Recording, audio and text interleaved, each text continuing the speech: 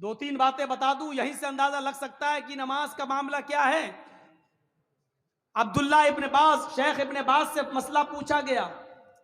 एक औरत ने मसला पूछा कि मेरा शौहर नमाज नहीं पढ़ता, क्या मैं अपने शौहर के साथ, बेनमाजी शौहर के साथ रह सकती हूं या नहीं। शेख इब्ने बाज ने कहा कि उसको तुम नसीहत करो, उसको तुम समझाओ, 3 दिन, 10 दिन, 20 दिन, 1 महीना, अगर वो मान जाए और नमाज पढ़ने लगे तो ठीक। उसने फिर मसला पूछा कि कई सालों से मैं समझा रही हूं लेकिन नमाज नहीं पढ़ रहा है, मेरा अपने बेनमाजी शौहर के साथ रहना जायज है या नाजायज। शेख इब्ने बाज ने फतवा दिया कि एक मोमिना औरत का, एक नेक औरत का बेनमाजी आदमी के साथ रहना सरासर हराम है। उस औरत ने फिर पूछा शेख इब्ने बाज से, मेरा हस्बैंड मुझे तलाक नहीं दे रहा है, वो कहता है मैं नमाज नहीं पढ़ता हूं तो क्या हुआ, लेकिन मैं तुझे तलाक नहीं दूंगा, अब मैं अपने शौहर को कैसे छोड़ूं। शेख इब्ने बाज का फतवा था कि जब तेरा शौहर नमाज ही नहीं पढ़ता, और जब नमाज नहीं पढ़ता तो वो मोमिन ही नहीं है, और जब मोमिन ही नहीं है तो तू उसके निकाह में ऑटोमेटिक नहीं है, और जब उसके निकाह में तू नहीं है तो तलाक की जरूरत ही नहीं है। निकाह काजी से फिस्क करा और एक हैज, एक पीरियड इंतजार करके अपना दूसरा निकाह कर ले, शौहर तलाक दे या ना दे, क्योंकि बेनमाजी जब मोमिन ही नहीं है तो तलाक की जरूरत भी नहीं है, तो इद्दत गुजार के दूसरा निकाह कर सकती है। यहां से आप अंदाजा लगा सकते हैं मेरे भाइयों कि एक नमाज पढ़ने वाली औरत को बेनमाजी शौहर के साथ रहना जायज नहीं है। यहां से आप अंदाजा लगाएं, बेनमाजी अगर मर जाए तो उसकी नमाज जनाजा भी जायज नहीं है। बेनमाजी अगर मर जाए तो उसको मुसलमानों के कब्रिस्तान में दफन करना भी जायज नहीं है। चल रहा है, चल रहा है। हमारा समाज इस पर क्या एक्शन लेता है सोचिए। नमाज तो एक ऐसा मामला है कि हजरत अली ने जिसको काजी बनाया था, काजी शुरैह जिसका नाम था, बहुत बड़े काजी थे। इनका बेटा एक मदरसे में पढ़ता था। एक बार ये नाई की दुकान पर गया, नाई, बार्बर, हज्जाम, बाल बनवाने लगा। इसी बीच असर की अजान हो गई। जब बाल बनवा के आया तो जमात हो चुकी थी, सलाम फेर दिया, अस्सलामु अलैकुम व रहमतुल्लाह। ये जल्दी से आया, वुजू बनाया, और वुजू बनाने के बाद इसने अकेले नमाज पढ़ ली। लेकिन मदरसे के टीचरों ने देखा कि इसने जमात के साथ नमाज नहीं पढ़ी, ये बाद में आया और अकेले नमाज पढ़ रहा। नमाज पढ़ी उस बच्चे ने, लेकिन बाद में पढ़ी। मदरसे के टीचर ने, मदरसे के उस्ताद ने काजी साहब को लेटर लिखा, काजी साहब आपके बेटे ने नाई की दुकान पर बाल बनवाने में इतना टाइम लगा दिया कि जब बाल बनवा कर आया तो असर की नमाज की जमात हो चुकी थी, उसने बाद में अकेले नमाज पढ़ी है। मदरसे का मैनेजमेंट कमेटी क्या सजा दे आप मुतय्यन करिए। मैं मदरसे का मैनेजमेंट कमेटी का मेंबर हूं, लेकिन आप काजी हैं, आप बताइए कि आपके बेटे को क्या सजा दी जाए। काजी साहब ने जो सजा दी सुनिए वो क्या था।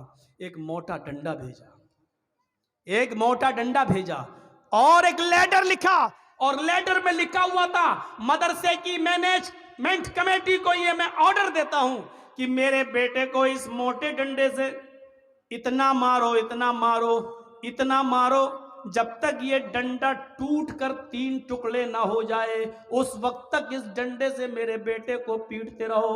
जब ये डंडा 3 टुकड़े हो जाए तो मेरे बेटे को पीटना छोड़ देना और उसका खाना पानी बंद करके कमरे में बंद कर देना।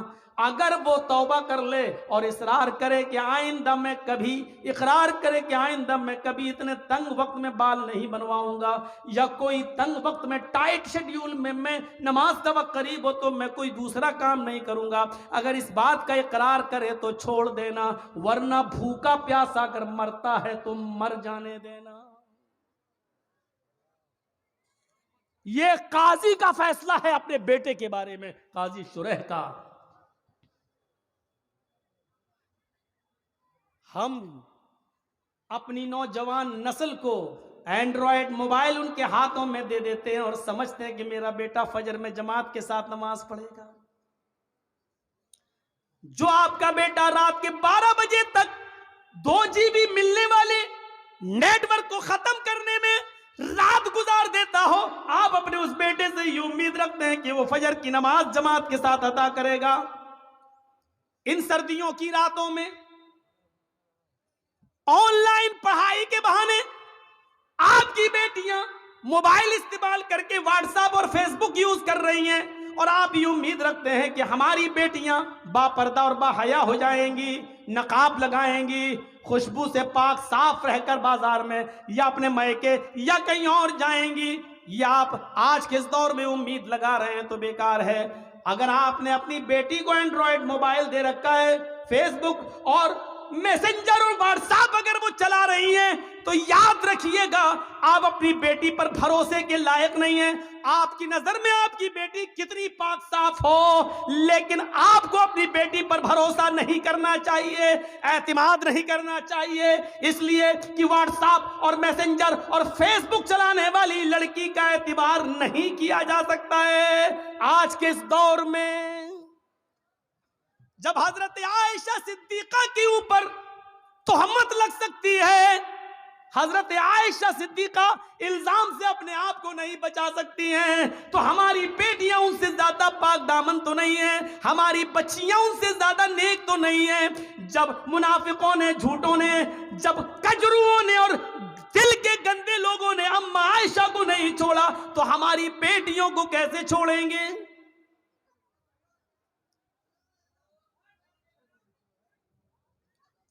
यहां हमें गौर करना चाहिए। हजरत जकरिया अलैहिस्सलाम को देखो, मरियम अलैहिस्सलाम को देखो, सूरह मरियम पढ़िए। वो मेहराब में मस्जिद के अंदर है और हजरत मरियम के पास बेमौसम फल आ जाता है। बेमौसम फल, आम का मौसम नहीं आम आया, लीची का मौसम नहीं लीची आया। जकरिया जब मस्जिद में दाखिल होते हैं, मेहराब के अंदर घुसते हैं, देखते हैं कि मरियम जिसकी मैं किफालत कर रहा हूं उसके पास ये फल मौजूद है। अरे ये आम का तो मौसम नहीं है, आम कहां से आया? ये लीची का मौसम नहीं है, लीची कहां से आई? तो चीख पड़े, अन्ना लके हाजा, आए मरियम मैं तेरी क्लास ले रहा हूं, आए मरियम मुझे साफ साफ जवाब दे, ये बेमौसम फल तेरे पास कहां से आए हैं? आम का मौसम नहीं आम देख रहा हूं, लीची का मौसम नहीं लीची देख रहा हूं, ये बेमौसम फल तेरे पास कहां से आए हैं? वो मरियम जिसकी पाक दामनी की गवाही अल्लाह ताला ने दी है कि हमने मरियम को बगैर शौहर के बेटा दिया, ईसा बगैर बाप के हमने पैदा किया, वो मरियम जिनके पाक और साफ होने का ऐलान अल्लाह ताला ने किया है, कुरान में जिनको पाक दामन बताया है, उस मरियम की क्लास जकरिया ले रहे हैं कि बता मेरी बेटी, ओ बता मेरे लख्ते जिगर, ये तेरे पास कहां से आया है? किस लड़के ने दिया है? कौन है जिससे तेरे कांटेक्ट है, जिससे तेरे ताल्लुकात हैं? अल्लाह वाली थी, नेकी फरमा बरदार थी, अपने सरपरस्त को शर्मिंदा नहीं कर सकती थी, जिसने पाल पोस कर मुझे इतना बड़ा किया, उसकी इज्जत खाक में नहीं मिला सकती थी। कहने लगी आप मेरे ऊपर शक न करें, आए जकरिया मेरे ऊपर डाउट न करें, कालत हुआ मिन इंदिल्लाह, ये किसी लड़के की तरफ से नहीं बल्कि अल्लाह की तरफ से आया है, ये अल्लाह ने भेजा है, ये जन्नती फल है, कोई फरिश्ता देकर गया है, इसमें किसी लड़के का हाथ नहीं है। जब मरियम से पूछा जा सकता कि ये फल कहां से आया, तुम अपनी बेटियों से क्यों नहीं पूछ सकते ये मोबाइल तेरे पास कहां से आया? इसमें तो 10 रुपए का बैलेंस था, आज इसमें 3 महीने का नेट पैक कैसे पड़ा है? इसमें तो तेरी अम्मा और खाला का नंबर था, इसमें 5 नंबर और कहां से आए हैं? क्या आप अपनी बेटियों से ये सवाल नहीं कर सकते हो? तुम स्कूल तो ड्राइवर के साथ गई थी, फिर आई हो किसके साथ आई हो? अकेले कैसे आई हो? तुम्हारा भाई तुम्हें स्कूल छोड़ने गया था, फिर तुमने भाई का आने का इंतजार क्यों नहीं किया? अकेले कैसे चली आई हो? ये घर से किताब 3 लेके गई थी, ये 5 किताबें तुम्हारे पास कहां से आई है? ये सारे सवालात की जिम्मेदारी एक बाप की बनती है, जो अपनी बेटी से पूछे, अपनी औलाद से पूछे। और अगर तुम ऐसा नहीं कर सकते हो तो तैयार रहो, हमारी बेटियां कल आरएसएस के गुंडों से निकाह करने के लिए तैयार हैं। इसलिए कि ये प्लानिंग हो चुकी है कि मुस्लिम लड़कियों को स्कूलों में जगा दो और हिंदू लोगों से कह दिया गया खुल के प्यार करो, कोर्ट मैरिज करो, इनको निकाह के बंधन में बांधो और 2-4 बच्चे पैदा करके बच्चे अपने पास रख के औरत को दर दर की ठोकर खाने के लिए मजबूर कर दो, उसको निकाल दो। अगर आप अपनी बेटियों की निगरानी नहीं कर सकते हो तो तैयार रहो, आपकी बेटियां गैर मुस्लिमों के साथ निकाह करने के लिए तैयार हैं। 10,000 से ज्यादा एप्लीकेशन कोर्ट में मौजूद हैं मुस्लिम लड़कियों की, जिसमें यह कहा गया है हमें अपनी मर्जी से हिंदू लड़कों के साथ निकाह करने के लिए तैयार हैं। मेरे माँ बाप रोकेंगे, इसलिए मुझे पुलिस प्रोडक्ट दिया जाए, प्रोडक्शन दिया जाए, सुरक्षा दी जाए। मेरे माँ बाप कोर्ट मैरिज के मौके पर मेरे लिए रुकावट बन सकते हैं। ये लड़कियों ने, मुस्लिम लड़कियों ने, कॉलेज की लड़कियों ने ये लिख कर दिया है। तैयार रहिए, अगर आप अपनी बेटियों के मोबाइल नहीं छीन सकते हो, उनसे सवाल जवाब नहीं कर सकते हो, तो फिर ये दिन देखने के लिए तैयार रहो कि आपकी बेटी मिसेस इदरीस, मिसेस असलम नहीं बनेगी, मिसेस खन्ना बनेगी, मिसेस रमेश बनेगी, मिसेस मनमोहन बनेगी, मिसेस फला बनेगी, ये बनेगी। इसके लिए तैयार रहो। जो कहना था कह दिया, बुरा लगना स्वाभाविक है, क्योंकि हक है, हक बुरा लगता ही है, कड़वी है, कड़वी चीज खराब होती ही है। इसलिए मैं माफी का चंदा नहीं मांगूंगा आपसे, स्वाभाविक चीज है, होना है। आपने पूछा नमाज पढ़ी कि नहीं पढ़ी, बेटे से पूछा। हमारे नबी ने तो ये कहा था ना, जब बच्चा 7 साल का हो जाए, बच्चे में लड़का लड़की दोनों शामिल है, जब बच्चा 7 साल का हो जाए नमाज पढ़ने का हुक्म दो, लेके जाओ। नहीं पढ़े कोई बात नहीं, कभी पढ़ेगा कभी छोड़ेगा, लेकिन जब 10 साल का हो जाए नमाज ना पढ़े तो उसको मार मार के ले जाओ, मार मार के नमाज की तरफ ले जाओ, पीटो। 10 साल के बाद लड़के को पीटना पड़ेगा, नमाज के लिए मारना पड़ेगा, सजा देना पड़ेगी आपको अपने बेटे को, क्योंकि वो 10 साल का हो चुका है। 10 साल के बाद बाप की जिम्मेदारी बनती है कि वो अपने बेटे को नमाज न पढ़ने पर मारे, पीटे और फिर मस्जिद में ले जाए। आपने किया ऐसा? मोबाइल चलाने की खुली इजाजत, चलाओ और बिगड़ो। काजी शुरैह ने जो फैसला किया, उस फैसले को देखिए। हजरत उमर फारूक जब फजर की नमाज पढ़ाने के लिए खड़े हुए तो अबू लूलू ने, फिरोज नामी आदमी ने, किसी बात पर वो हजरत उमर से नाराज था, उसने खंजर में जहर बुझा लिया था और छिपकर बैठा हुआ था मिंबर के पास। हजरत उमर ने जू ही कहा अल्लाहु अकबर, फौरन उसने खंजर मार दिया। हजरत उमर फारूक के पेट में वो खंजर लगता है, उसने निकाला तो पेट थोड़ा सा फट जाता है, नाफ से लेकर जहां शर्मगाह होती है यहां तक जब उसने खंजर निकाला तो यहां तक पेट फट गया, खून का धारा बहने लगा। नमाजियों ने अबू लूलू को पकड़ना चाहा, लेकिन वो भागने लगा। एक सहाबी ने अपनी चादर उसके ऊपर फेंकी, जिससे उसका पैर उलझ गया, वो गिर गया। जब उसने देखा कि अब मैं पकड़ा जाऊंगा और बचूंगा नहीं, तो उसने वही जहर आलूद खंजर अपने पेट में मारकर खुदकुशी कर ली और मर गया। लेकिन हजरत उमर फारूक को जब होश आया तो उनको दूध पिलाया जा रहा था, दूध वो मुंह से पीते थे, पेट से बाहर निकल जाता था। शहद पिलाया गया तो शहद पेट से बाहर निकल गया। जो चीज खिलाई और पिलाई जा रही है वो मुंह से तो खिलाते थे, लेकिन पेट से बाहर निकल जाती थी। इस हाल में किसी ने कह दिया, अमीरुल मोमिनीन, अब आप फजर की नमाज कैसे पढ़ेंगे?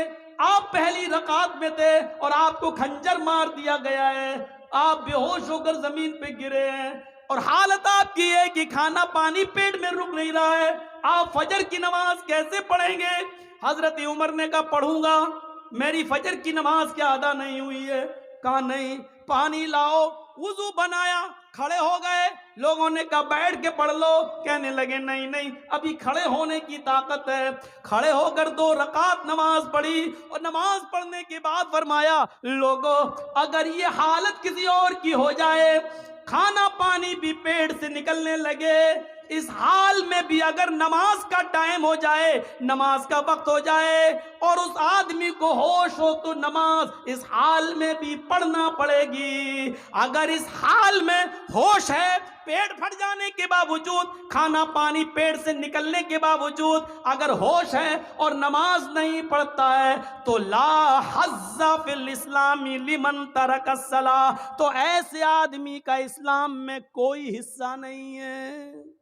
इस हाल में नमाज ना पढ़े तो इस्लाम में हिस्सा नहीं है। जो तंदुरुस्ती में नमाज ना पढ़े वो मुसलमान बना बैठा है। कितने बड़े कभी किसी को खड़ा करके पूछो क्या नाम है, ज़ियाउल हक, हक की रोशनी। अच्छा नमाज पढ़ी थी ईशा की? नहीं मौलाना साहब। ज़ियाउल हक नमाज पढ़ी? नहीं। इस हाल में नमाज माफ नहीं है। नमाज तो है ही नहीं माफ। जर्जी साहब को मोदी के योगी के कुछ गुंडे पकड़ लें, कुर्सी पे लेके हाथ पैर बांध दें, इसी बीच अजान की आवाज आ रही हो, अल्लाहु अकबर अल्लाहु अकबर, जर्जी साहब एक बार कहेंगे साहब लिंचिंग करने वालों मुझे मार रहे हो मार देना, लेकिन मुझे 2 रकात नमाज पढ़ लेने दो। छोड़ते हैं तो ठीक, नहीं छोड़ते हैं तो कुर्सी पर बंदे बंदे हमें नमाज पढ़ना पड़ेगी। वुजू के लिए पानी दे दो, नहीं देते हैं तो नियत से वुजू करना पड़ेगा। अल्लाह वुजू के लिए पानी नहीं है, मैंने वुजू की नियत कर ली है, ये वुजू की नियत ही हमारे लिए वुजू होगी। उनसे कहा जाएगा साहब मेरा चेहरा किबले की तरफ कर दो, अगर वो करते हैं तो ठीक है, नहीं करते हैं तो नियत करना पड़ेगी। हाँ मेरा चेहरा खुला होता तो किबले की तरफ करता, लेकिन मैं बंधा हुआ हूं इसलिए मैं इसी तरफ रुक करके नमाज पढ़ रहा हूं। आय अल्लाह तू किसी किबले का मोहताज तो नहीं है, तू मेरी दिल की नियत अच्छी तरीके से जानता है। लैसल बिर्रन तुवल्लु वुजूहकुम क़िबलल मशरिक़ मगरिब, ये आयत आपके जहन में आनी चाहिए। लेकिन नमाज इस वक्त भी पढ़ना पड़ेगी, किबले की तरफ चेहरा नहीं है कोई बात नहीं, जहां तुम्हारा चेहरा है उस तरफ कर लो। अल्लाहु अकबर कहकर हाथ नहीं उठ रहे हैं बंदे हैं तो जबान से अल्लाहु अकबर कह लो। वुजू के लिए पाबंदी है, पानी नहीं दिया जा रहा है तो नियत वुजू से कर लो। चेहरा किबले की तरफ नहीं करने दिया जा रहा तो जहां चेहरा है वहीं कर लो और अल्फाज अदा करते रहो। लेकिन नमाज इस हाल में भी पढ़ना पड़ेगी, जबकि मालूम है कि मौत हमारे सर पे मुंडला रही है, लेकिन इस हाल में भी नमाज तुम्हारे ऊपर माफ नहीं है। नमाज का वक्त हो गया है, आपको इस हाल में नमाज पढ़ना पड़ेगी। ये सख्ती है इस्लाम में, लेकिन नरमी भी तो है। वुजू के लिए पानी नहीं मिल रहा तो ये नहीं कहा गया नहीं रस्सी तोड़ो कुर्सी तोड़ो लेकिन लाओ पानी, नहीं नहीं है, नियत कर लो। ये आसानी भी तो है, किबले की तरफ चेहरा नहीं करने दिया जा रहा, कोई बात नहीं, जहां चेहरा उसी तरफ रुक करके नमाज पढ़ो। हाथ नहीं उठ रहे कोई बात नहीं, ऐसे ही पढ़ो, जबान से जुमले अदा करो लेकिन करो। यही तो इस्लाम है, और क्या है इस्लाम। कुछ मसले ऐसे हैं, एक शख्स आया हमारे पास, मौलाना साहब मैं 25वें रोजे को इस्लाम लाया हूं, मुसलमान हुआ हूं, तो मुझे तो 5 ही रोजे मिले हैं, मैंने रख लिए हैं, तो क्या जो 25 रोजे मेरे छूट गए हैं क्या वो मुझे रखना पड़ेंगे? मैंने कहा तुम्हारे कहां छूटे हैं? तो गया पानी है, उड़ता हुआ आया सीधे चला गया। बहुत अच्छा नाश्ता खिलाया आप लोगों ने। चलिए अब सुनिए मसला। एक शख्स 25 तारीख को 25वें रोजे को इस्लाम लाता है। मान लीजिए कोई गैर मुस्लिम है, हिंदू है, ईसाई है, क्रिश्चियन है, यहूदी है, जैनी है, 25 रोजे को अगर मुसलमान होता है तो क्या 25वां रोजा मुसलमान हुआ, 25 छूट गए, 24 रोजे छूट गए, तो अब उसको कितने मिल रहे हैं? 25, 26, 27, 28, 29 और 30 का चांद हुआ तो 30, 5-6 रोजे मिल रहे हैं। तो शरीयत ये कहती है कि जितने मिल रहे हैं उतने ही रखेगा वो। जो उसके छूट गए हैं वो उसके थोड़ी छूटे हैं, क्योंकि वो मुसलमान था ही नहीं, उस पर उस वक्त इस्लाम के कानून नाफिज हो ही नहीं रहा था, उसने कलमा ही नहीं पढ़ा था। कलमा तो उसने 25वें रोजे को पढ़ा है, इसलिए जितने रोजे बाकी हैं वो रखेगा, और जो छूट गए हैं 24-25 वो नहीं रखेगा, क्योंकि उस वक्त वो मुसलमान था ही नहीं जब रमजान का महीना आया। पहली चीज। दूसरी चीज एक और सुनिए। मान लीजिए 5:30 बजे आपके यहां रोजा इफ्तार होता है, सूरज 5:30 बजे डूबता है, और कोई शख्स 5 बजे इस्लाम ला रहा है, 25वां रोजा है, 5 बजे इस्लाम लाया, जर्जिस्तान में इस्लाम, अशहदु अल्ला इलाहा इल्लल्लाह व अशहदु अन्ना मुहम्मदन अब्दुहु व रसूलुहु, 25वें रोजे को 5 बजे इस्लाम लाया है, उसका रोजा यहीं से शुरू हो गया है। अभी जो 5 बजे तक जो उसने खाया पिया वो सब माफ, क्योंकि उस वक्त तक उसके ऊपर इस्लाम नाफिज था ही नहीं, वो मुसलमान नहीं था, इसलिए वो सब नहीं। 5 बजे इस्लाम लाया है तो 5 बजे से ही उसका रोजा शुरू हो गया, इस्लाम के कानून उसके ऊपर नाफिज हो गए, और 5:30 बजे वो रोजा खोल लेगा और उसका ये रोजा पूरा माना जाएगा।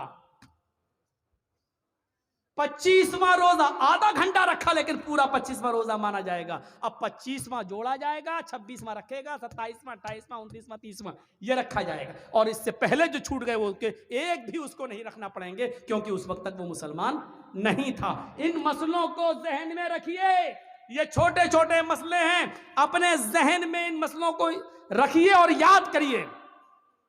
इसीलिए कहते हैं कि कुछ दीनी तालीम भी सीख लीजिए, इंग्लिश मीडियम के साथ साथ, अंग्रेजी तालीम के साथ साथ कुछ दीन के मसले भी सीखा कीजिए। तो 25वें रोजे को इस्लाम लाया, 25 खत्म, वो नहीं रखे जाएंगे। जितने बजे से लाया उतने बजे से उसका रोजा शुरू हो गया है, उतने बजे से, और जब इफ्तार होगा तो इफ्तार करेगा और वो रोजा उसका पूरा माना जाएगा। तो वला ततरुकन्न सलातन मक्तूबतन मुतअम्मिदन, फर्ज नमाज का सदन जानबूझकर नहीं छोड़ना है, इसलिए कि जिस कौम के अंदर फर्ज नमाज जानबूझकर छोड़ दी जाती है, फकत बरियत जिम्मतुल्लाह, अल्लाह के नबी कहते हैं कि अल्लाह की जिम्मेदारी उसके ऊपर से उठ जाती है, फिर वो मरे कटे कहीं भी जाए, फिर अल्लाह रब्बुल आलमीन की कोई जिम्मेदारी नहीं रहती है। फकत बरियत मिन्हु जिम्मतुल्लाह, अल्लाह के जिम्मे से यह आदमी निकल जाता है। 3 चीजें हो गई, 3 चीजें याद है ना? शिर्क, माँ बाप की नाफरमानी, और फर्ज नमाज का सदन जानबूझकर न छोड़ना। चौथी चीज भी हमारे समाज का बहुत बड़ा हिस्सा, सुनिएगा, वला तशरबन्न खमरन फइन्नहु रअसु कुल्लि फाहिशतिन, और हरगिज कभी शराब मत पीना।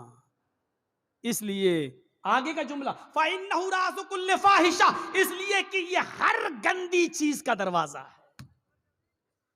शराब हर गंदी चीज का दरवाजा है। ये जुमला बड़ा खतरनाक है जो अल्लाह के नबी ने कहा कि शराब मत पीना, ये तो ठीक है, लेकिन शराब हर गंदी चीज का ठिकाना है, हर गंदी चीज की जड़ है। ये जुमले बड़े काबिल गौर हैं।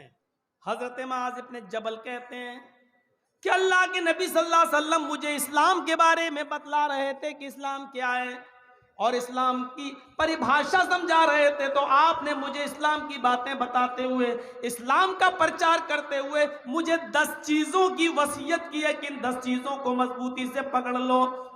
वो 10 चीजों में पहली चीज क्या है?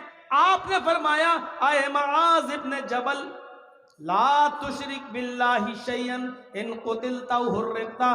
पहली चीज ये है कि हालात कितने भी खराब हों, तुम्हें कितने भी नाजुक मोड़ पर लाकर परेशान किया जा रहा हो, तुम्हारी जान खतरे ही में क्यों ना हो, लेकिन किसी भी हाल में अल्लाह के साथ शिर्क मत करना, अल्लाह के साथ किसी को शरीक मत ठहराना, उसका साझी मत बनाना, उसकी इबादत में किसी को शरीक मत ठहराना।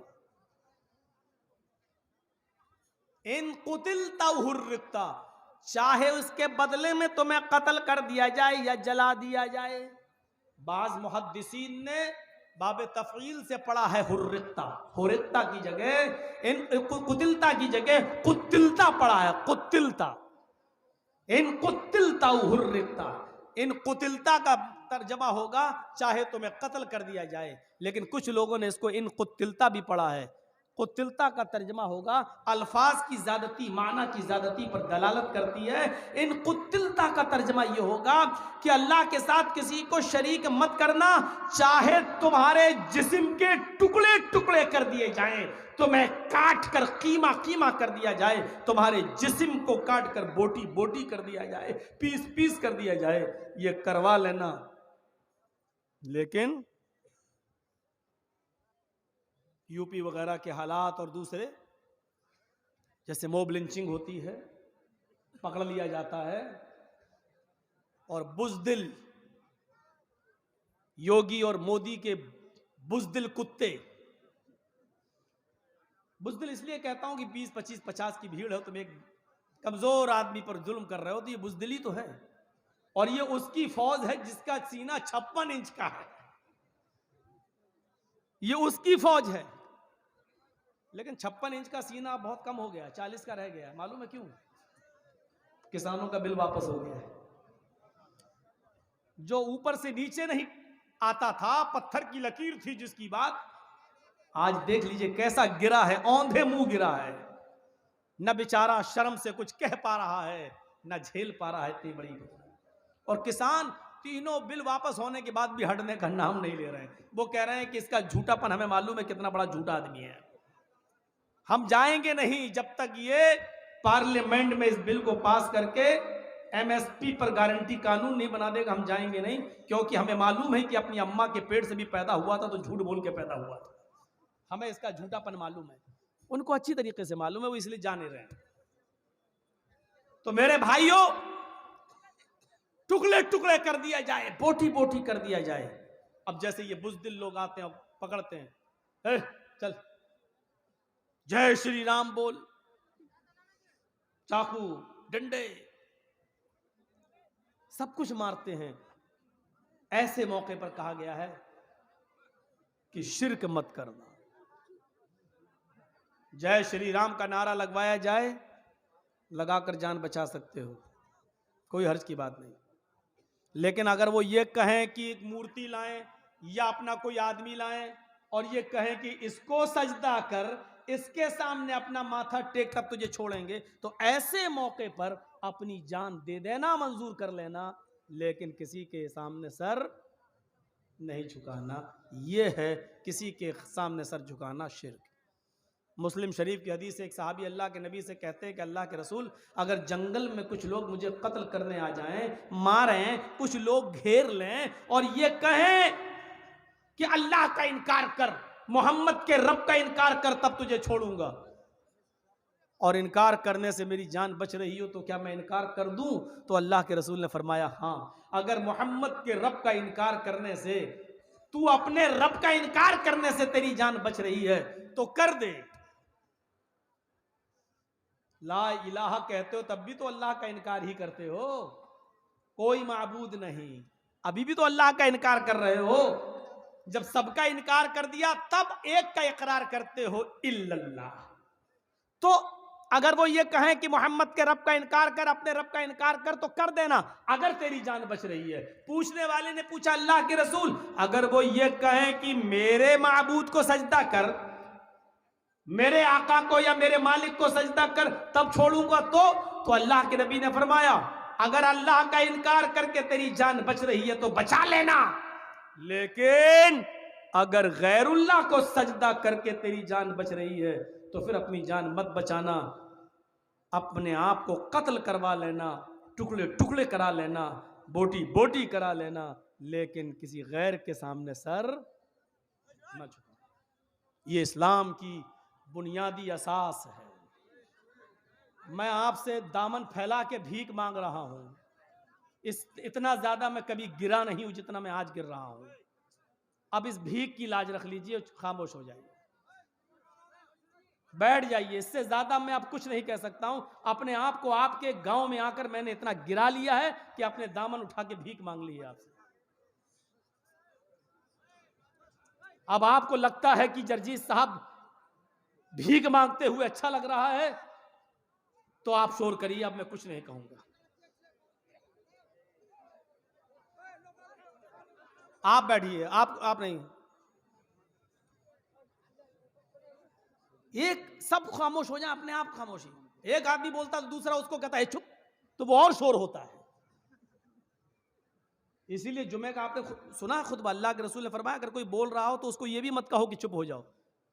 हमारे बगल में कोई आदमी बात कर रहा, कुछ कर रहा, तो हम ये कहने का हक नहीं रखते चुप, खुतबा सुन चुप, ये भी नहीं। क्यों? कि वो तो बोल ही रहा, हम बोलेंगे चुप तो ये एक और बोल, फिर हमें देख के तीसरा बोलेगा तू भी चुप, एक और शोर।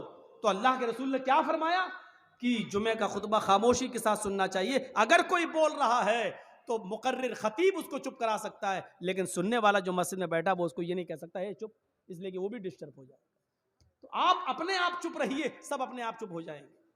यहां तो दूसरा हाल है, वो तो वो हाल हो गया कि कोई चुप होने का नाम ही नहीं लेता। जैसे वो दरिया के किनारे 3-4 आदमी नमाज पढ़ रहे थे, मालूम है, सब जाहिल थे, जाहिली को इमाम बना दिया। अब जाहिल कहता किबला तो मालूम ही नहीं, तो दरिया ही को किबला बना दिया। अब जाहिल तो जाहिल ही है, नमाज पढ़ाने वाला भी जाहिल, 3 उसके पीछे नमाज पढ़ रहे वो भी जाहिल। जाहिल ने कहा अल्लाहू अकबर, अब जोहर की नमाज में सूरह फातिहा जोर से पढ़ रहा है, उसको यही नहीं मालूम कि खामोशी से कब पढ़ना चाहिए और जोर से कब। अब वो पढ़ रहा है इहदिना सिरातल मुस्तकीम सिरातल इय्याका नअबुदु व इय्याका नस्तईन, तब तो गाड़ी सही चली। अब इहदिना सिरातल मुस्तकीम जब उसने कहा तो दरिया से एक मछली उछली और फिर नदी में घुस गई। अब वो इमाम साहब की नजर थी, इहदिना सिरातल मछली देखी अंदर घुस गई, कहते दर दरिया खड़बड़ चीज, यही बोलना शुरू कर दी, इहदिना सिरातल दर दरिया खड़बड़ चीज, दरिया में क्या खड़बड़ा रहा है। अब पीछे जो 3 नमाज पढ़ रहे थे उनमें एक बोलता है मौलाना साहब खामोश रहिए यार, मछली होगी या कछुआ, आप बोल क्यों रहे हैं। तो दूसरा जो नमाज पढ़ रहा था वो उसको कहता बे चुप, तू क्यों बोल रहा बे, तेरी नमाज खराब हो जाएगी। अब लास्ट में जो आदमी बचा वो कहता अल्लाह तेरा शुक्र है कि मैं नहीं बोला। ये हाल है हमारा,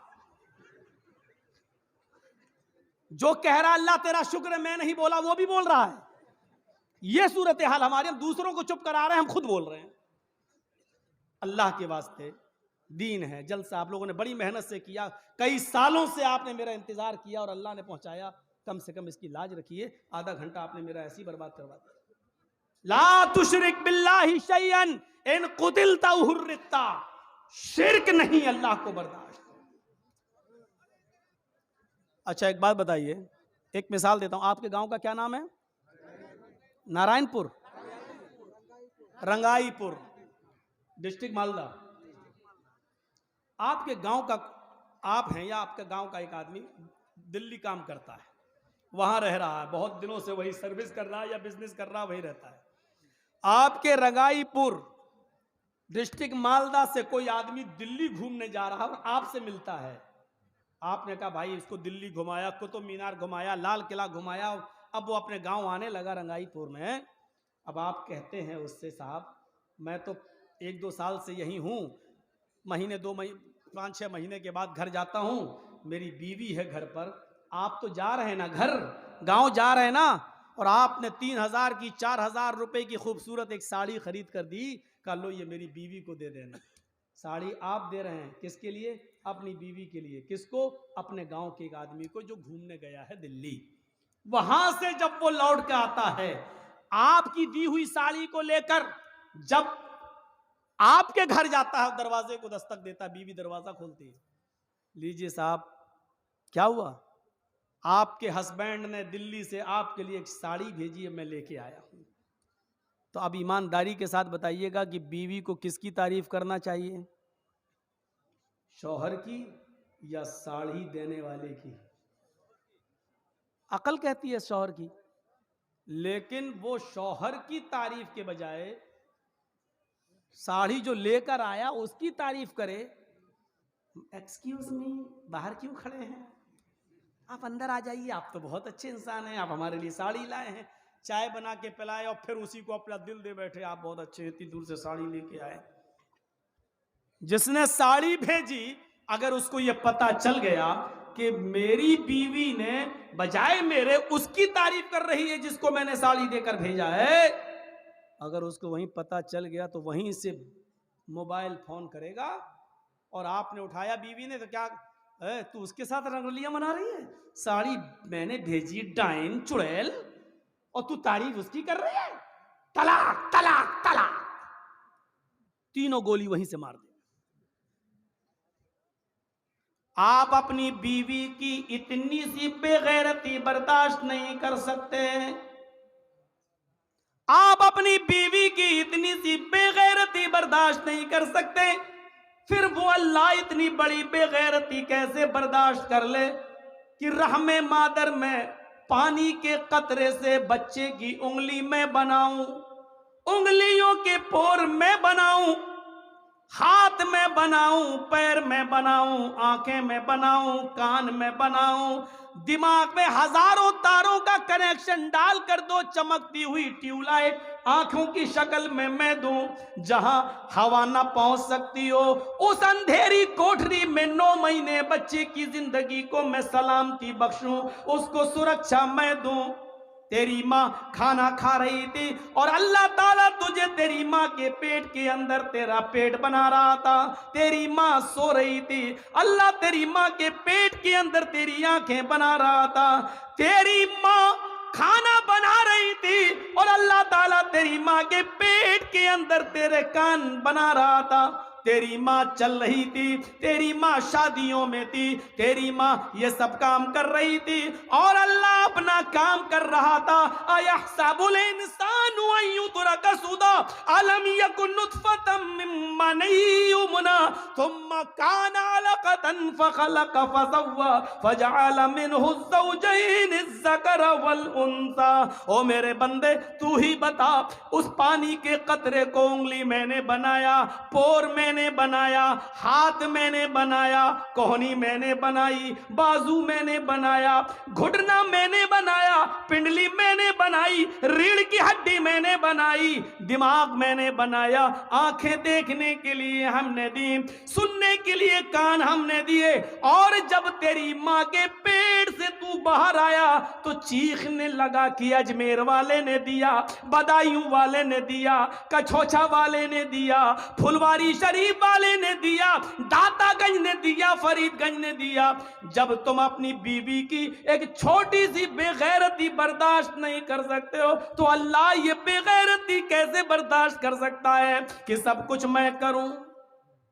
तुम अपनी माँ के पेट में हो, अभी बाहर नहीं आए हो, बच्चे को बाहर आने के लिए सबसे पहले हवा की जरूरत है, इसलिए कि अभी तक वो माँ के पेट में अल्लाह उसको ऑक्सीजन पहुंचा रहा है, लेकिन जब वो बाहर आएगा तो उसको हवा की जरूरत है। ओ मेरे बंदे, तू अपनी माँ के पेट में था, बाहर आने से पहले मैंने हवा का इंतजाम तेरे लिए पहले कर दिया।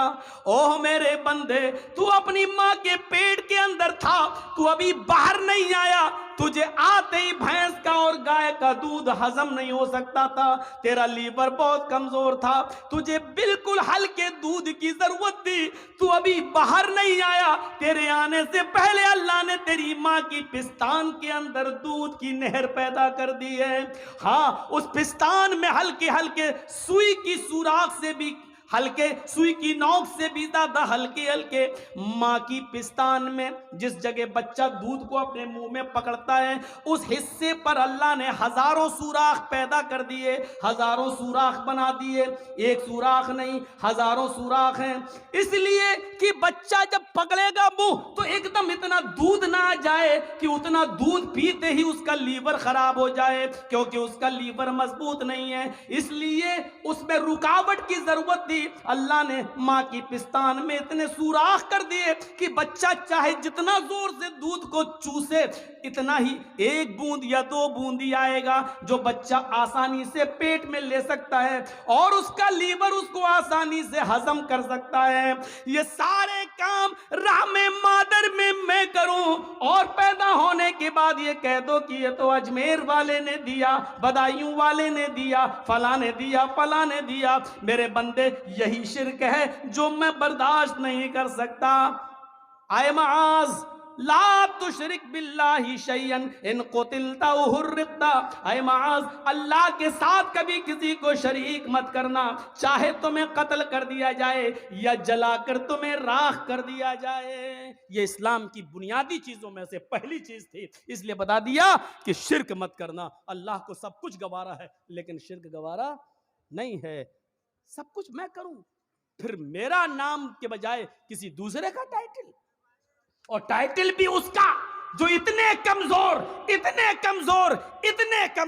कि इन्नल्लज़ीना तदऊन मिन दूनिल्लाहि लन यख्लुकू ज़ुबाबन। कश्मीर से कन्याकुमारी तक, बरेली से बगदाद तक सब मिल जाएं तो एक मक्खी भी पैदा करने की ताकत नहीं रखते। कमजोर हैं तो इतने, और तुम उनको कहो कि इसने दिया। कमजोर हैं तो इतने कि मक्खी अगर कोई चीज लेके उड़ जाए तो ये मक्खी को पकड़कर उनसे जो चीज लेकर गई है उससे वो चीज वापस लेने की भी ताकत नहीं रखते। इतने कमजोर, और तुम उनका नाम लो, मेरा नाम हटाकर, मेरा टाइटल हटाकर, तो ये शिर्क अल्लाह रब्बुल आलमीन बर्दाश्त नहीं करता। और हमें और आपको मुहम्मदुर रसूलुल्लाह सल्लल्लाहु अलैहि वसल्लम का उम्मती होने का शर्फ बख्शा है। इस पर हमें खुश भी होना चाहिए और अल्लाह तबारक व तआला का शुक्र भी अदा करना चाहिए।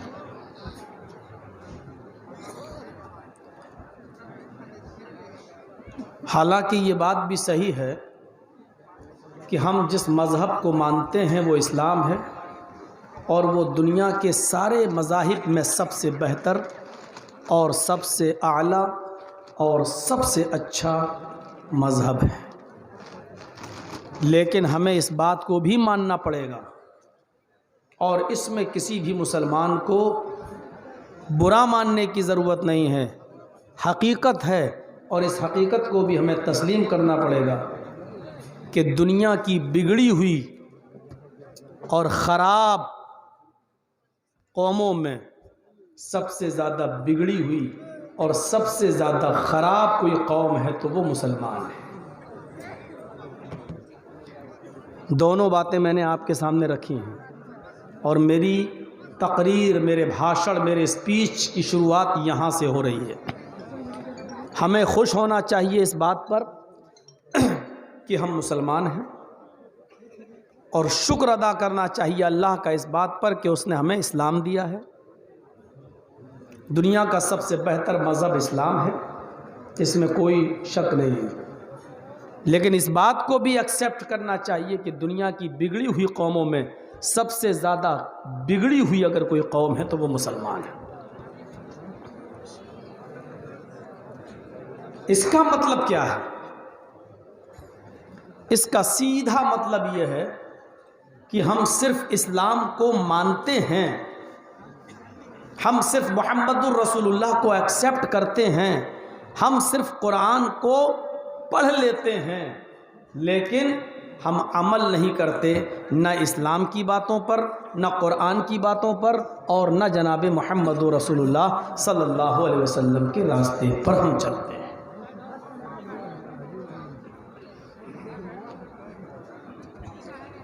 क्या हम 20 जलसों में ये नहीं सुनते हैं कि जो इस्लाम जमीन पर पड़े हुए एक कांटे को भी पड़ा हुआ छोड़ देना गवारा नहीं करता हो, और अपने मानने वालों को यह हुक्म देता हो कि जमीन पर पड़ा हुआ कांटा, या जमीन पर पड़ा हुआ केले का छिलका, या जमीन पर पड़ा हुआ कोई पत्थर अगर तुमने देख लिया है तो तुम्हारी ड्यूटी बन जाती है, तुम्हारी जिम्मेदारी बन जाती है कि उस तकलीफ देह चीज को रास्ते से हटा दो। तुमने देखा है, तुम बच के गुजर जाओगे, लेकिन कोई बूढ़ा उस पत्थर से टकरा सकता है, कोई अंधा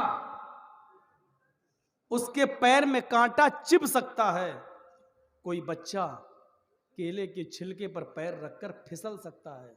और इस सिलसिले में नबी अकरम सल्लल्लाहु अलैहि वसल्लम ने फरमाया, और बुखारी की हदीस है कि अल ईमानु बिज़ुन व सबऊन शुअबतन फअफ़ज़लुहा क़ौलु ला इलाहा इल्लल्लाह व अदनाहा इमाततुल अज़ा अनित तरीक़। ईमान की जो 70 से ज्यादा ब्रांचेज हैं, ईमान की जो 70 से ज्यादा शाखाएं हैं, उनमें सबसे अफजल सर्वश्रेष्ठ ब्रांच ला इलाहा इल्लल्लाह कहना है। और अदनाहा सबसे निचला दर्जा ईमान का यह है कि ज़मीन पर पड़ी हुई तकलीफ देने वाली किसी चीज़ को हटा देना। ये नहीं देखना है कि इस केले के छिलके से मुसलमान नहीं हिंदू गुजरेगा, मेरे बाप का क्या जा रहा है, गिरता गिरे मरता है मरे, कोई ईसाई फिसल जाएगा मरे, वो बुढ़ा कोई मुसलमान थोड़ी है, हिंदू है जो यहां से गुजरेगा, पूरा मोहल्ला हिंदुओं का है, ईसाइयों का है, जैनियों का है, वो मरता है मरे, मेरे बाप का क्या जा रहा। ये सोचकर आप उस केले के छिलके को या कांटे को पड़ा हुआ नहीं छोड़ सकते हैं, क्योंकि इस्लाम मानवता और इंसानियत सिखलाता है। हटाना है, चाहे वो किसी भी बस्ती में पड़ा हुआ हो। अगर आपकी नजर पड़ गई है तो जब एक कांटा पड़ा हुआ है उसको आप देखकर गुजर नहीं सकते, छोड़ नहीं सकते, तो आपको कितनी बार बताया जा चुका हर जलसे में कि आप अपने माइक, अपने मोबाइल, अपने चैनल इतने ऊंचे ऊंचे लगा दो कि दूसरे लोगों को तकलीफ हो और उनको देखने में डिफिकल्टी हो, परेशानी हो, तो आप ये क्यों बर्दाश्त, आपकी जमीर क्यों नहीं जागते और आपका दिल क्यों नहीं जागता। आपका चैनल चलना चाहिए, आपको 20-25 हजार रुपए महीना आपके अकाउंट में आना चाहिए। जलसा कराने वाले भाड़ में जाएं और सुनने वाले भाड़ में जाएं, आपको उससे कोई मतलब नहीं। दसियों जलसों में हम मिसाल दे चुके हैं और अब कहना पड़ता है, बिल्कुल कुत्ते की दुम हो चुके हो तुम। 100 साल की उसको अगर नल के पाइप में रखा जाए और फिर निकाला जाए कि सीधी हो गई होगी, तो 100 साल के बाद भी वो टेढ़ी ही निकलेगी, सीधी नहीं हो सकती है। उसी तरीके से चैनल वाले भी कुत्ते की दुम की तरह टेढ़े हो चुके हैं। यूट्यूब पर अब ये देना, अपने अपने चैनलों पर अपने आप को कुत्ते की दुम बताना, कटिंग कर करके देते हो ना, मेरी तकरीर का ये हिस्सा काट के अपने चैनलों पे देना, देखें कितने लोग सब्सक्राइब करते हैं तुम्हारे चैनल। किसी दूसरे को तकलीफ हो ये अच्छी बात नहीं है। वो सुनने आए हैं, आप कमाने आए हैं, माफ कीजिएगा बहुत सख्त जुमला, आप सुनने नहीं आए हैं,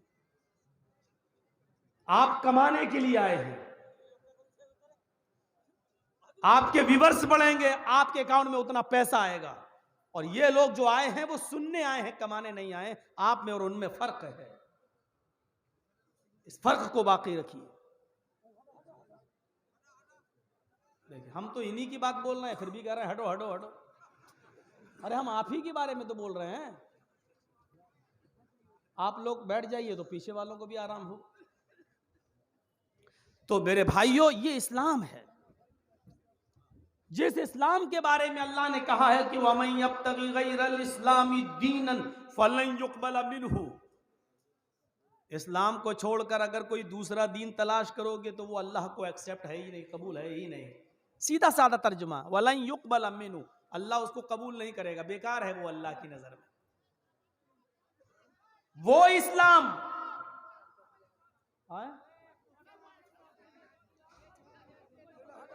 थोड़ा सा हट जाओ, इधर आ जाओ, इधर हट जाओ।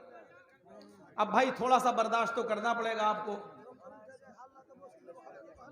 अब आपको मालूम है कि मैंने कुत्ते की दुम कह दिया तो सीधी तो होगी नहीं वो, तो आपको बर्दाश्त करना पड़ेगा। आप वो बात अपने दिमाग में रखिए, आप जिनसे सीधे होने की उम्मीद रख रहे हैं वो नहीं होगी।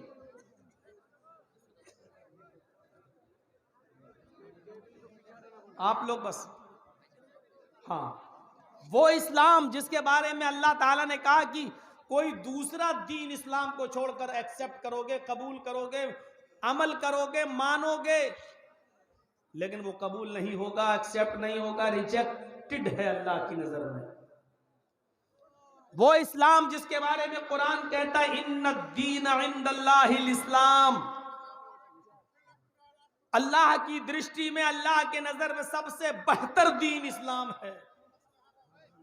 वो दीन इस्लाम जिसके बारे में महात्मा गांधी ने कहा था कि इस्लाम के कानून को अगर भारत में लागू कर दिया जाए तो इस भारत के अंदर अमन, सुकून और शांति हो जाए। ये महात्मा गांधी ने कहा था।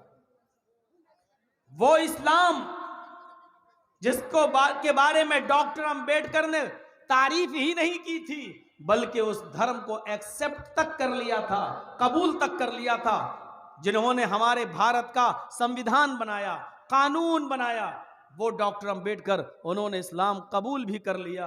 लेकिन जब उनके सामने बाद में कुछ बातें आई कि इस्लाम तो कबूल कर लिया, मुसलमान तो हो गए हो, लेकिन हनफी हो, शाफी हो, मालिकी हो, अहले हदीस हो, वहाबी हो, बरेलवी हो, शिया हो, क्या हो, वो कहने लगे यार इस्लाम पढ़ा तो समझ में आ गया, कुरान पढ़ा, हदीस पढ़ी तो समझ में आ गई, अब हमें ये सब भी पढ़ना पड़ेगा। अब इतने मसलकों में अब ये देखना पड़ेगा कि कौन सा अच्छा है तो सबको पढ़ूं। तो जब हम इन सबको पढ़ते ही रहेंगे तो हम और काम कब करेंगे? तो उन्होंने इस्लाम को भी छोड़ दिया, वरना इस्लाम की खूबी देखकर उन्होंने इस्लाम को कबूल कर लिया था। उनके साथ 20,000 लोग इस्लाम कबूल कर चुके थे, लेकिन डॉक्टर अंबेडकर ने सोचा अब क्या बने, हनफी बने कि शाफी बने कि अहले हदीस बने कि बरेलवी बने कि चकालवी बने कि कादियानी बने कि मिर्जाई बने कि बहाई बने, शिया बने, क्या बने? उन्होंने इसको भी छोड़ दिया, कहा नहीं छोड़ो। तब उन्होंने बौद्ध धर्म स्वीकार कर लिया, बुद्धिस्ट बन गए। मैंने कहा ना इस्लाम सबसे अच्छा, लेकिन मानने वाले, और उसकी जीती जागती मिसाल यहां देख लीजिए। आप किसको सुनने आए? इस्लाम। क्या सुनने आए? कुरान। लेकिन कुरान सुनने वालों का हाल क्या है ये देख लीजिए। पीछे से आवाज, उधर से आवाज, उधर से आवाज, जबकि तकरीर, खुतबा या वाज़ो नसीहत क्या होती थी आपको बताऊं? सहाबा किराम जब अल्लाह के नबी सल्लल्लाहु अलैहि वसल्लम का वाज सुनते थे, तकरीर सुनते थे, खिताब सुनते थे, तो उनके सरों पर बैठी हुई मक्खी भी वो उड़ाते नहीं थे, इतनी देर में कहीं डिस्टर्ब ना हो जाएं, कहीं अल्लाह के रसूल की ज़बान से निकलने वाला कोई कीमती वर्ड हमारे दिमाग से, हमारे माइंड से निकल ना जाए। ये सहाबा का अमल होता था।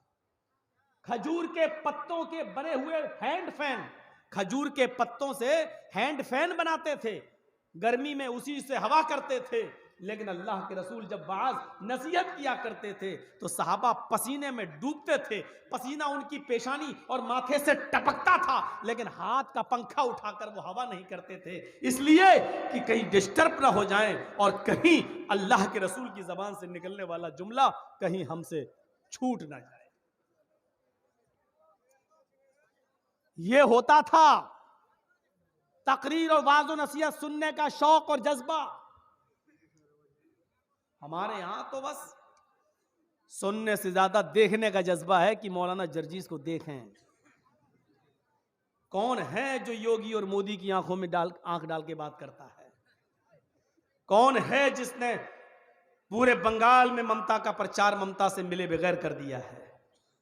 यही सब देखने के लिए आते हैं और एक एक करके अभी जलसा होने से पहले पहले खत्म होने से छट जाएंगे। जब समझ में नहीं आएगा और मेरी उर्दू उनके सर से ऊपर गुजरेगी तो शक्ल देखकर चले जाएंगे, और जो हमें देख लेगा वो जन्नती हो जाएगा।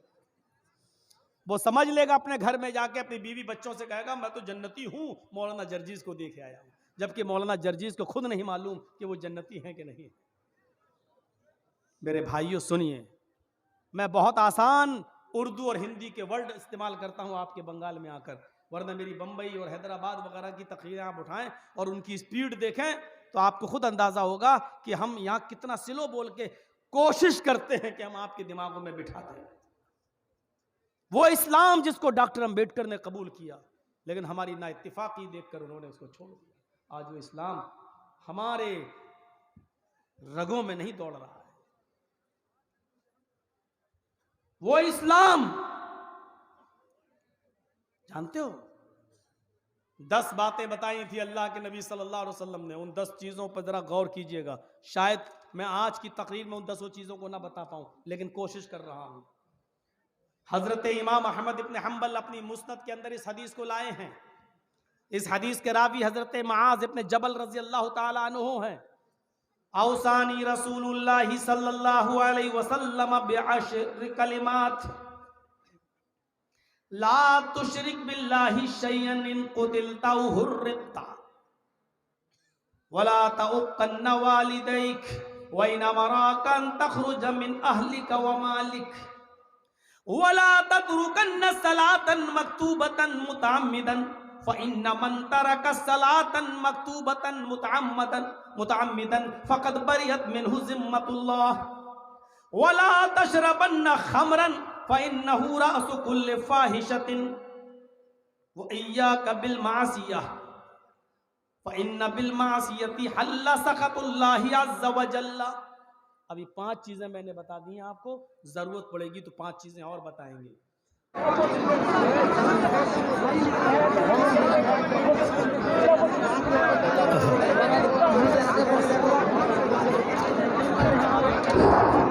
ভলান্টিয়াররা আপনারা লোকেরাকে বসান, ভলান্টিয়ার সাহেবেরা আপনারা লোকেরাকে বসান।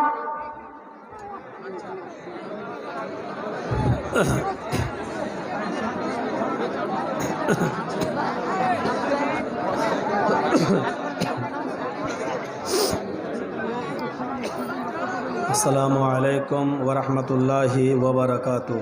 वालेकुम अस्सलाम वरहमतुल्लाहि वबरकातुहू।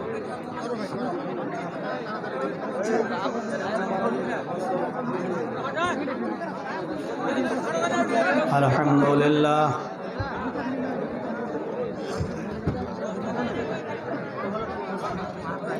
अल्हम्दुलिल्लाहि नहमदुहु व नस्तईनुहु व नस्तगफिरुह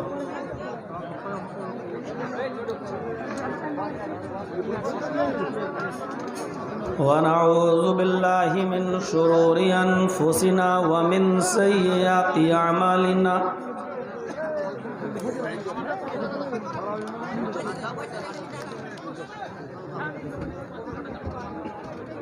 मन यहदिहिल्लाहु फला मुज़िल्ल लहु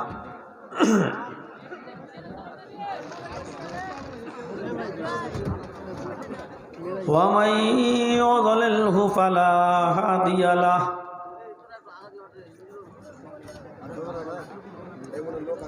व अशहदु अल्ला इलाहा इल्लल्लाहु वहदहु ला शरीक लहु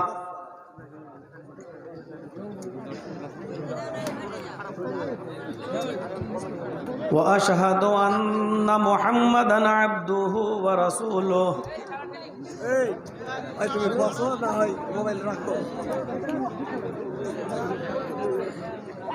अम्मा बाद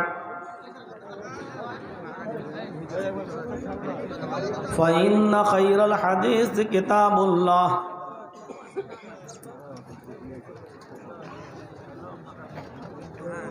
व खैरल हदी हदी मुहम्मदिन सल्लल्लाहु अलैहि वसल्लम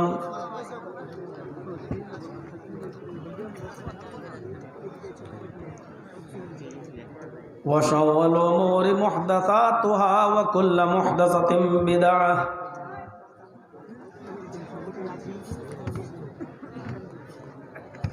व कुल्लु बिदअतिन ज़लालह व कुल्लु ज़लालतिन फिन्नार।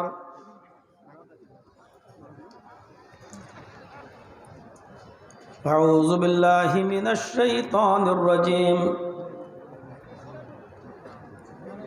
बिस्मिल्लाहिर रहमानिर रहीम।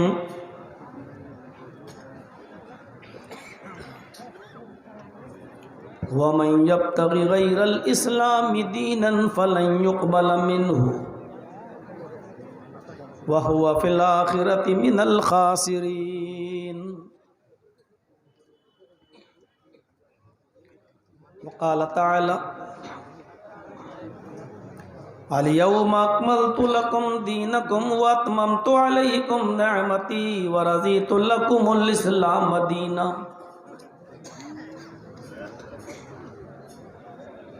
रब्बि इश्रह ली सदरी व यस्सिर ली अमरी वहलुल उक़दतम मिन लिसानी यफ़क़हू क़ौली।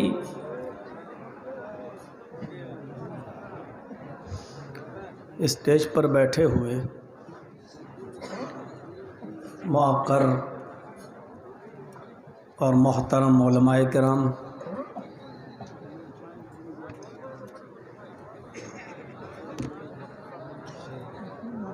क़ुर्ब जवार से और आसपास से दूर दराज से आए हुए सर्दियों की इस ठंड रात में यहाँ बैठे हुए मुअज़्ज़ज़ सामईन हज़रात, पर्दा नशीन इस्लामी ख़वातीन माँ और बहनों, कौमों मिल्लत के लायकवर नौजवानों, मुस्तक़बिल के होनहार अज़ीज़ बच्चों,